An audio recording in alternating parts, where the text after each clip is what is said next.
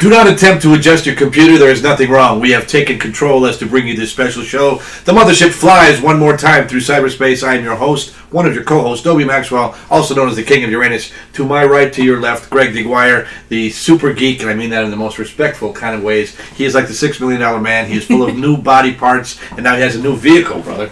Woo! Man, yeah, it's bitchin'. But once you're driving a vehicle built in the same millennium you're living in. I'm not used to it, and I got to thank Adam and Carrie here, because without them, the car didn't have a CD player. Yes, I'm a dinosaur. I almost didn't buy it because it didn't have a CD player. Now it's got an 8-track player. Yeah, it's got an 8-track player. It's got a computerized 8-track player. To my right, to your left, Carrie Turner is here, our Millennial Falcon. She handles, along with her bequeathed other, betrothed, whatever, Adam, our technical guy who's never been on. Has he been on camera yet? Sure he has. A couple of times. Okay. Yeah, quite a few. I make an appearance from time to time. Okay, it's like one of those things, like the guy Mysterious figure. on the show that was it. Adam's from Parts Unknown. Parts Unknown, like the wrestler. He's an urban legend. He's a behind-the-scenes guy. He's Mysterious stranger. Yeah. takes care of the flux capacitor. Yes. We have a brand new set here, the Greg Secret Archives, in honor of the Star Wars show. Featured in some of our other episodes. Yes. I have never seen a setup like this in my life. How did you get all this stuff, buddy? Well, first off, you can't come up with a better studio to film it. I mean, look at the glory. Look at the gloriousness of it all. Can I just say, we've been doing this for a year now. This idea of bringing Mothership back is coming up on my Facebook. We've been at this for a year now, so I've just got to say I'm impressed with what we've accomplished. You know, if I didn't meet your lovely wife, I have to believe that you were just hopelessly geeked out. You know, it's like all the kids in my neighborhood when they had all Star Wars, because I'd had them a baseball and a Playboy magazine. It's like there's a real world out there that's not a puppet Wookiee. Well, this is what happens when you start a collection when you're 5, and it goes sideways. Right. This is what happens. This is exactly what happens. Clearly, I don't know the value of $1 because I'm surrounded by stuff. So if George Lucas has a gold kidney, you helped buy it. Oh, easily. He's probably made of. He's got vibranium. I mean, that's how rare the precious metals he can afford for all the toys we bought. Okay, was this of your generation? Yeah, it was. I mean, well, I was born in 1997, and I Right. think episode 1 came out in 99. So I was young enough to remember the newer ones coming out, but now with all the episode 8 and 7, you know, now we're in. But I don't think it wasn't the mania. No offense to you. I'm not saying that your generation didn't enjoy it, but you could put it in a VCR or whatever. Oh, yeah. But now, I was alive when the VCR was around. I understand, but now it's outdated. But before, you had to wait in line and see it in the theater. Oh, Exactly. man, I remember. So I remember when Empire Strikes Back. I saw Star Wars at Roosevelt Theater here in Kenosha. Roosevelt Theater is no longer.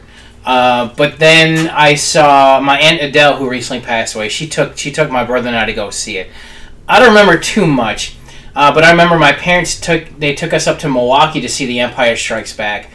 And for the life of me, I can't remember the name of the theater if it's still there, but it was a big deal to go to Milwaukee, like the big city, to see a movie. And then for Return of the Jedi, my mom cut us out of school early.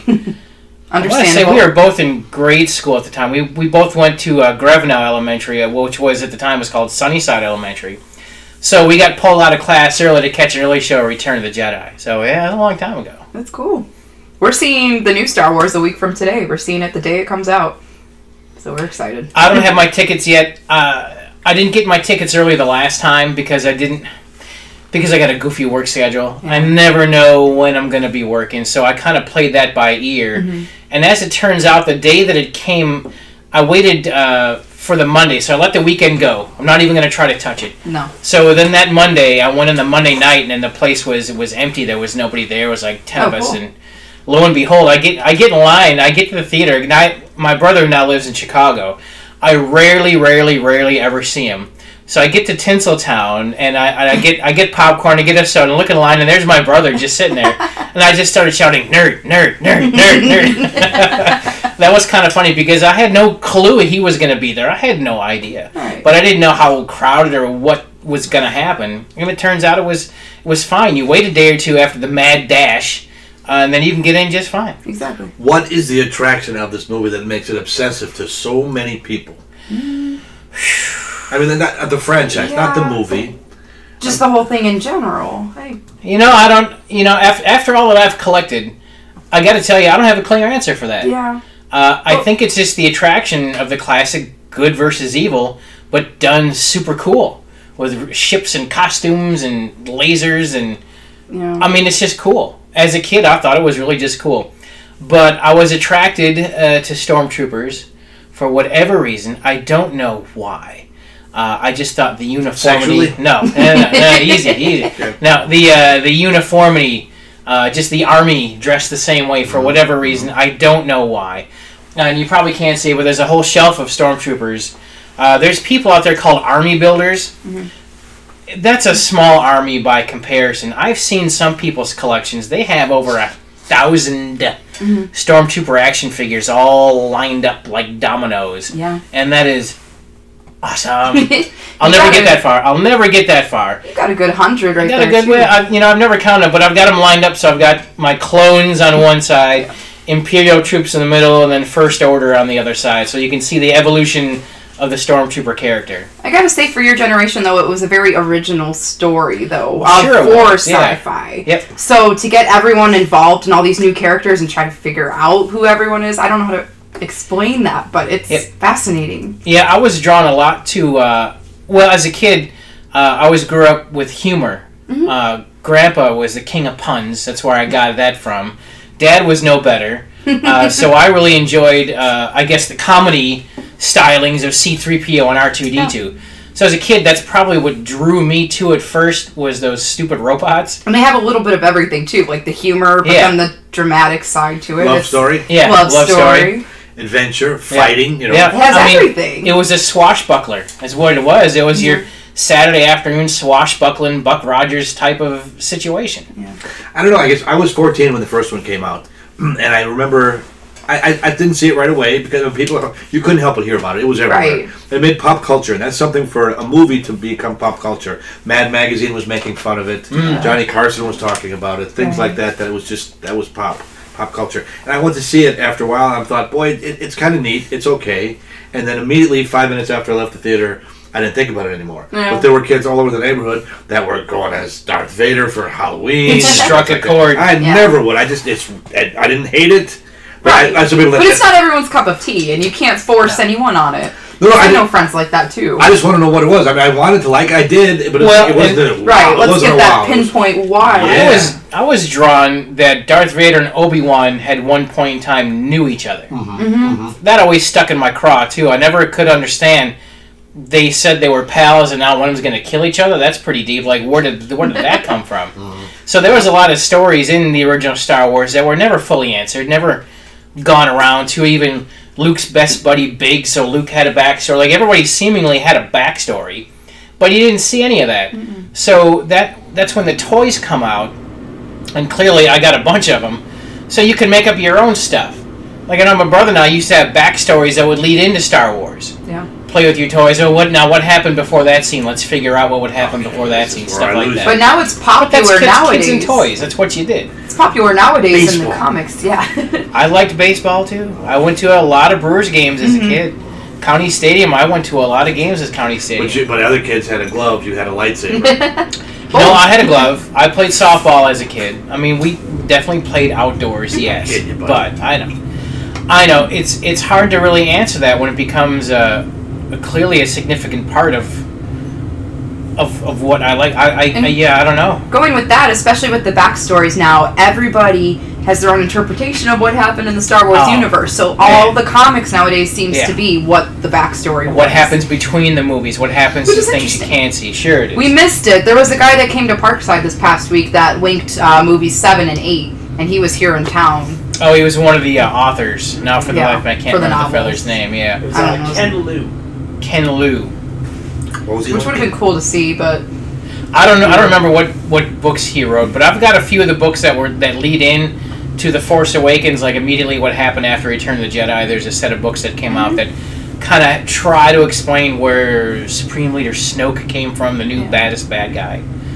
We still don't really know a lot about him. we'll see if it's answered this week. But yeah, so as we're filming this, we are, 2 weeks away? A week? We are a week away from the release of Star Wars The Last Jedi, which was, now The Force Awakens was out 2 years ago, so every year they're going to come out with a new movie. So The Force Awakens, then was Rogue One. Next year is Han Solo. Next year is Han Solo. What after that is a trust fund for my grandchildren. Now, I don't really know. They're still kicking around an Obi-Wan movie to follow what happened to Obi-Wan when he stranded himself on Tatooine. Yeah.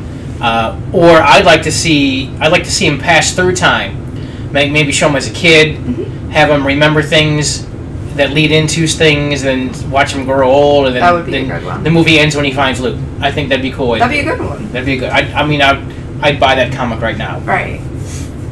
So yeah, It's endless though. It with is Star endless. Wars. C-3PO, a gay droid. Yeah, more or less. But he was funny. He always reminded me a lot of Paul Lynde.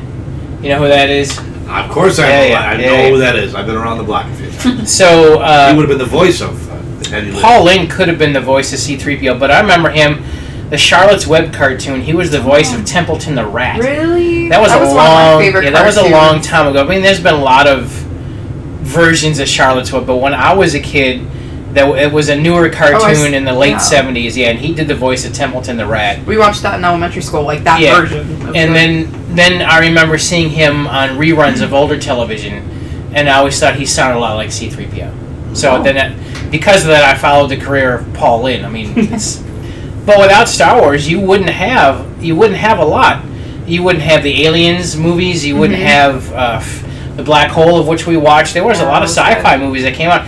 Star Trek never would have had a motion picture if Star Wars would have failed. No. Star Trek would have ended at the TV. Because that opened its own world, too. It opened everything. And almost every TV show you see nowadays makes some sort of reference to Star Wars, whether it be a parody or just some sort of homage Now to you can get Star Wars, the toilet paper, Star Wars, the cereal, Star Wars, the flamethrower. The kids love that one. And he has all of this. I have all this. I saw, at the place where I work, I saw R2-D2 on packages of cauliflower, saying, grow up big and strong like R2-D2 and eat your cauliflower. Did you listen to it? The thing is, I fail to realize where that makes sense.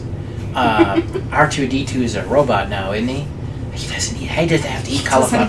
Kids are going to tell you, droids don't have to eat cauliflower. They grow up really the same way. I'm sorry.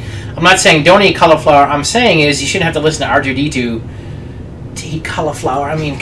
He doesn't even talk. No. How do you know what now there's Star Wars, The Force Awakens, sparkling grape juice. That one I did buy. Yeah. So it is everywhere. It is everywhere. Anyways. Now, the fans, do they like George Lucas? People? No. Mixed relationship. It's a split decision on that one. Because he's the one that decides. Yeah. He doesn't listen to any of his fans. He doesn't. George makes the movies that he wants to see. Not the movie that fans want to see, which is a big difference. If you can understand that, if you go into a Star Wars movie knowing, okay, this is what George wanted to see, right? You got no complaints. But more than often, are you upset with the decisions he makes in most movies? Only with a few of the decisions. There were some scenes that I thought would have been better. For example, I wish they would have done more with the ending of Revenge of the Sith. I wish they would have explained just a wee bit more. Mm-hmm. But I know that's the difference between directors. Or in franchises. Star Trek, for example, loves to wrap up everything in a nice, neat, tidy bow. So there's no mystery. You know what happens. You know how Worf stubbed his toe. And you know how they fix it by the end of the episode. No mystery. Star Wars, on the other hand, leaves a lot open to interpretation. And sometimes that's okay, and sometimes it's like, come on, man. Just make with an answer. Figure it out, man. Right. But that's the give and take. So there was a Netflix documentary on the people versus George Lucas. Really? Yeah. If anyone's out there, it's not on Netflix now, but if you have the ability to watch this documentary, it makes a lot of clear cases of how bad George is. But the catch of that is, without him, we wouldn't have had this. Right. So it is a total love-hate relationship. Now, obviously, he's going to pass at some sort or another. Who will take over the franchise now? Oh, it's already taken over. Mm-hmm. It's already been taken over. Abrams? Yeah, so the thing is, Disney will run their scripts by him. Hey, George, what do you think about that? Well, I hate it. Well, we don't care. We're gonna do it anyway. Because they got Goofy and Pluto in it now. Yeah, right. Yeah. All the Marvel characters. I'm going to say it's in very good hands because my Generation Xers, who are now in Hollywood making movies, now are making movies that the fans want to see, not the movies that George wants to see, such as Rogue One is my new all-time absolute favorite Star Wars movie because it's a movie that the fans wanted to see, and it is glorious. It is absolutely a glorious movie. Probably the biggest fandom out there. So yes. Most what do the fans want to see? Where do you begin? I don't know. I mean, you consider yourself a fan. I don't hate it, but I'm not a goo goo gaga fan. Right. It's nice of you to be interested in it, even though you're not a big fan. Here's what it showed that we want to see. We want to see things tied up. And Rogue One did that. Rogue One ended with Princess Leia's cruiser, the Tantive 4, escaping with the plans. Mm-hmm. And that led right into Star Wars. Oh my God. My heart was happy. Thankfully, somebody tied a movie together with the other one. Plus, it made references to past movies. Mm-hmm. It had Princess Leia's dad.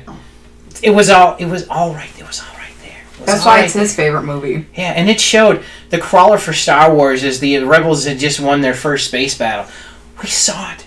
We saw the space battle, so now we can tie the ends together. That's why it was glorious. They didn't leave anything to the imagination. You saw the whole thing. Right. You tied it together. There's no mystery of what happened between then and now. It's over. You saw it.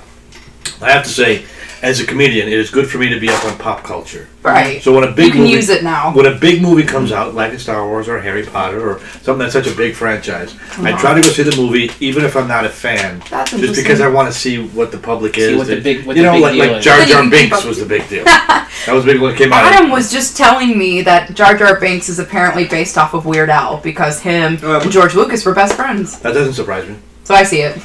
But I mean, it came out. It was such a flop at the time. People, I remember when I saw that. I hated it when it was in the movie. Yeah. I'm thinking I have to see this for 12 more movies. And other people didn't like it either. Well, the first Star Wars Episode 4 wasn't a flop. Episode 1 was flop-ish because it wasn't quite what we thought it was gonna be. That's my least favorite one. Yeah, it's my least. That movie should have started midway. So the fight with Darth Maul should have happened in the middle of the movie. Right. Then we could have seen more of Anakin growing into how he became Darth Vader. They don't really show a lot of that. And I like the idea of him growing up in that movie, but the way they did it, they could have made episode 1 and 2 together as one 3-hour badass movie. Right. Right. Then the middle one could have been another movie just based entirely on Clone Wars stories. Yeah. And then you have your episode 3. It's how I would have done it as a fan. I've never heard it like that, and I would see that. Yeah. It makes sense, doesn't it? Because they had the Clone Wars cartoon series, which lasted for 6 seasons, which was very, very popular. It showed stories that we wanted to see. Mm-hmm. They spoke of some of these stories in Star Wars while you're with you fighting the Clone Wars, all that kind of stuff. None of the movies depicted anything about the Clone Wars except for Revenge of the Sith, and it was only for half of the movie. Yeah. I mean, the Clone Wars were a big deal. But according to the movies, if you just watch the movies and movies alone, kind of wasn't that big a deal. Mm-hmm. I think they could have made a bigger deal out of the Clone Wars. It's my opinion.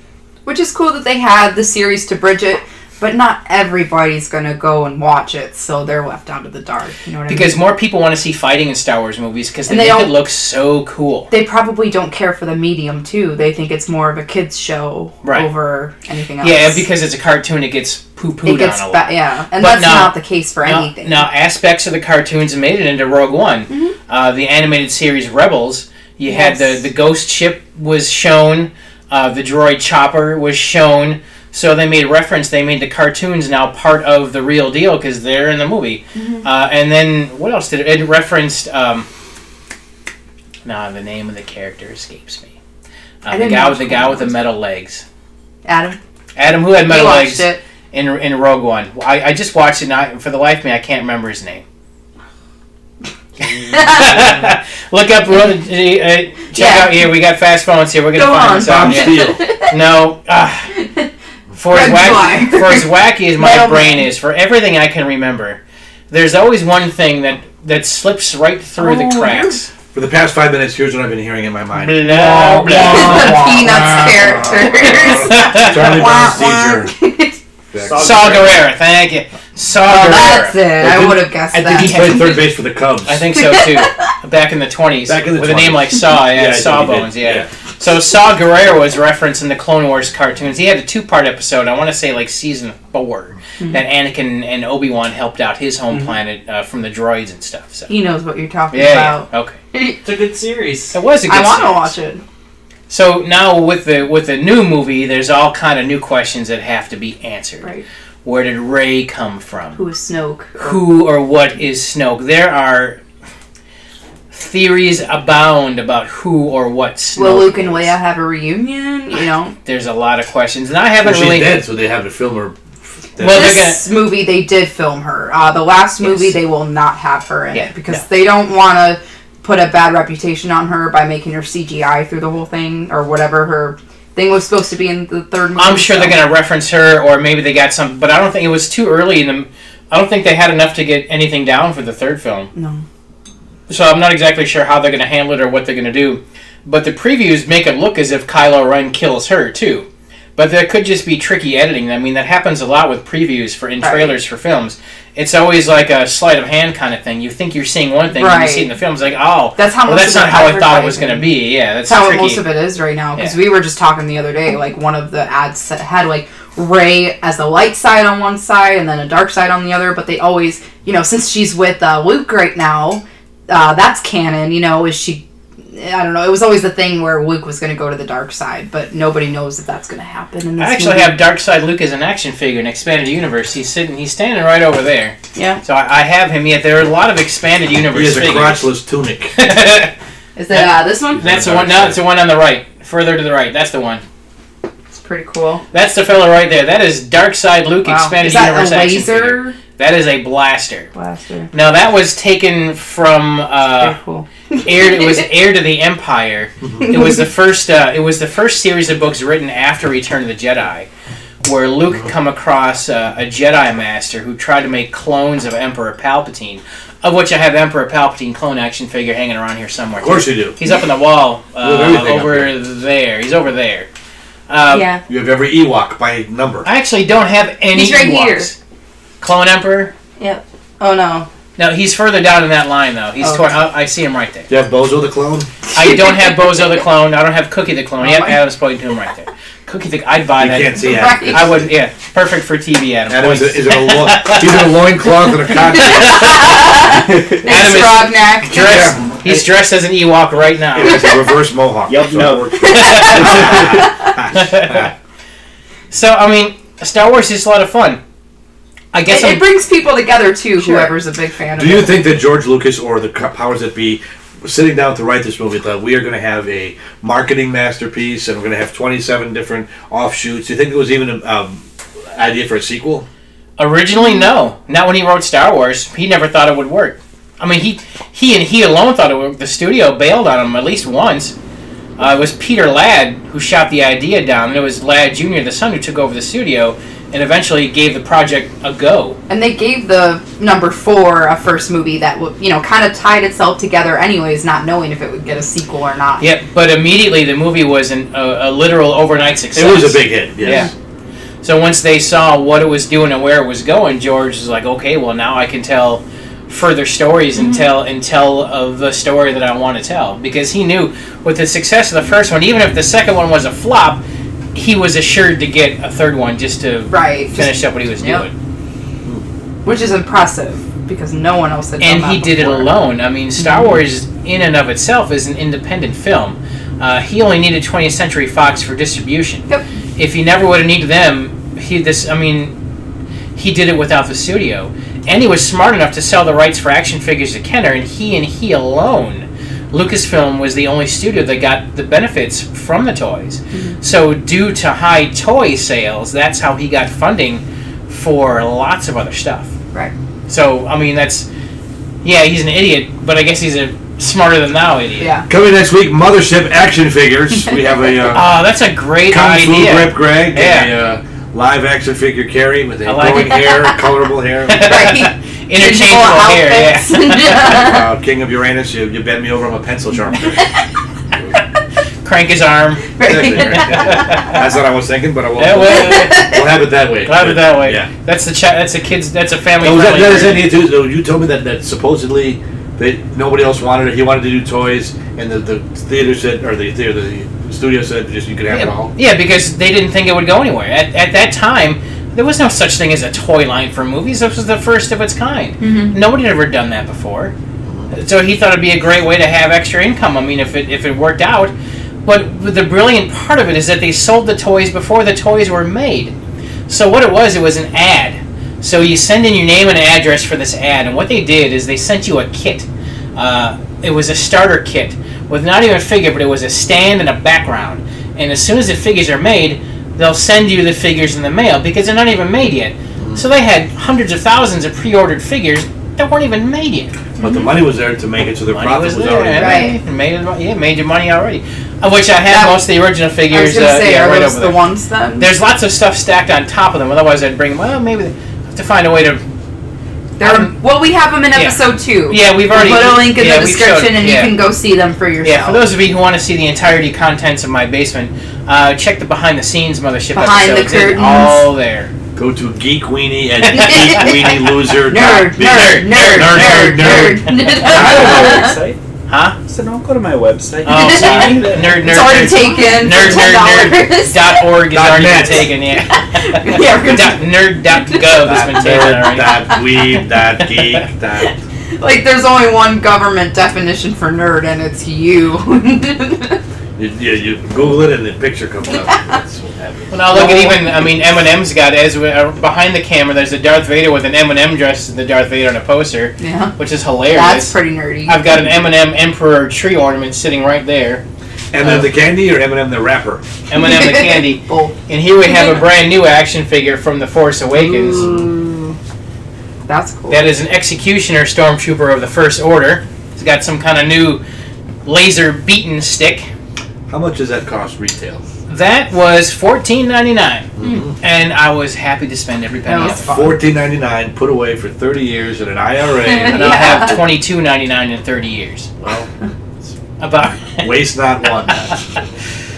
So yeah. It's, Still the best Star Wars collection I've ever it is the bought. best by far. Oh, this is nothing. And the organization is, well, your brother. I'm gonna say this is. I'm gonna continue to say that this is nothing, because my brother makes this collection look like Bush League.